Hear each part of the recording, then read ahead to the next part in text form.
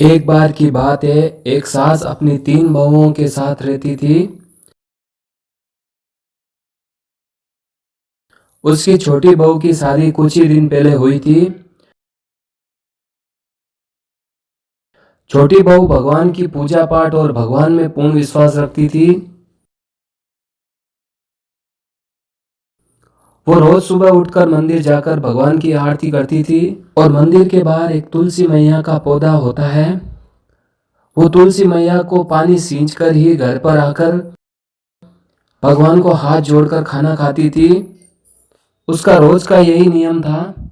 वो बिना मंदिर गए और तुलसी मैया को पानी सींचे बिना खाना कभी नहीं खाती थी। उसकी यही आदत उसकी दोनों जेठानियों को बिल्कुल पसंद नहीं थी, क्योंकि वे खाना बनाने के टाइम तो मंदिर जाती थी और खाना बन जाने के बाद में वापस आती थी।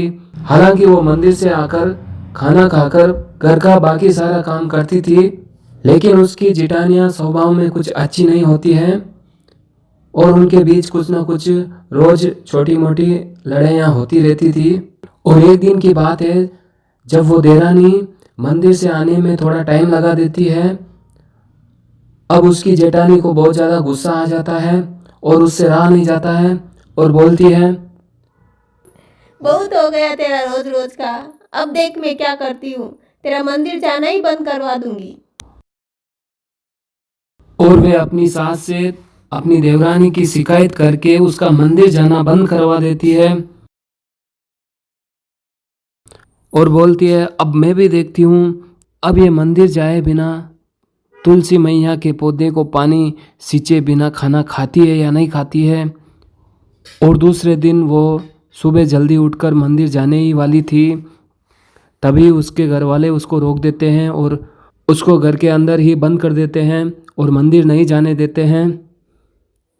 वो पूरे दिन घर में काम करती थी, अब मंदिर में पूजा पाठ, तुलसी मैया को पानी सींचे बिना वो खाना भी नहीं खाती है।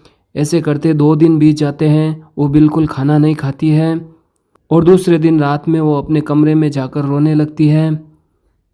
हे भगवान, अब मैं करूँ तो क्या करूँ। मुझे घर से बाहर भी नहीं जाने दिया जाता है। अब मैं आपकी पूजा पाठ कैसे करूँ। मेरी मदद करो, मेरी सहायता करो। और भगवान से बहुत ज़्यादा रिक्वेस्ट करती है और भगवान से रिक्वेस्ट करते करते उसको नींद आ जाती है। और जब वे सुबह में जल्दी उठकर देखती है कि उसके रूम के अंदर ही वो तुलसी मैया का पौधा वहाँ पर आ जाता है और मंदिर में जो मूर्ति होती है वो उसके कमरे में आ जाती है और वो बहुत ज़्यादा खुश होती है, क्योंकि भगवान ने उसको दर्शन दिए थे। अब वो जल्दी से नहा धोकर अपने रूम में ही भगवान की पूजा करती है, तुलसी मैया को पानी सींचकर खाना खाने के लिए जाती है और ये सब उसकी जेठानियाँ चुपके से देख रही होती है और वे तुरंत अपनी देवरानी के पास आकर, मुझे माफ़ कर दो, मुझे माफ़ कर दो। मुझे नहीं पता था तुम भगवान की इतनी बड़ी भक्त हो। मुझसे गलती हो गई, प्लीज़ मुझे माफ़ कर दो। नहीं नहीं भाभी, आपको मुझसे माफ़ी मांगने की कोई ज़रूरत नहीं है। माफ़ी मांगना है तो तुलसी मैया से मांगिए। और अब परिवार के सब सदस्य भगवान में पूर्ण विश्वास रखने लग गए।